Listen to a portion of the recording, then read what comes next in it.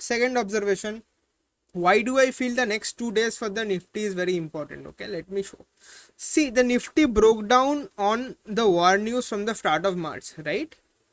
War news from the start of March. It completely obliterated the consolidation pattern it was following.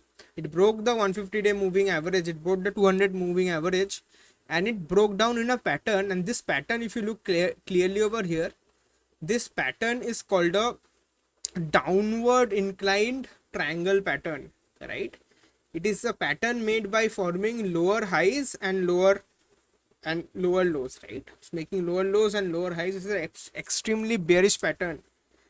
Now, with the support is obviously this line, the resistance is this line. So we've taken support twice over here to form this line, and we've not actually followed this extreme downslope.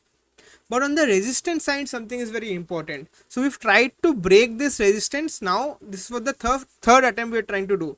This was the first attempt on 18th March. We could not break through this resistance, right? So the bears gave up. Then again we tried to break through the resistance on 25th March 2026. Again we failed. So the next day again we came down. Now today is the third day when we have tried to break through this resistance, and we've closed exactly at the resistance line, right? Now two factors. One, the daily RSI is continuously moving up. Secondly, we are continuously hitting this upper resistance line of this downward angled triangle, indicating that there is some sort of bullishness returning to the market. Why the next 2 days will be very important? Very simple. See, if tomorrow we close, important word is close.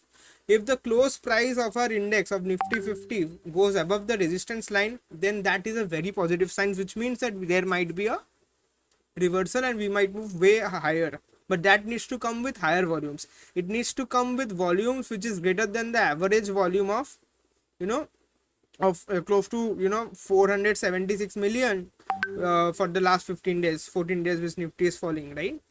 Then the next important thing is, even if it breaks up and closes tomorrow on a high day, above this upper trend line, it does not provide a guarantee that the trend will continue. This is because there is always a chance of false breakouts during bear markets. So we will have to see that tomorrow not only the price of our index closes above this upper trend line, upper resistance line, the day after that is on Wednesday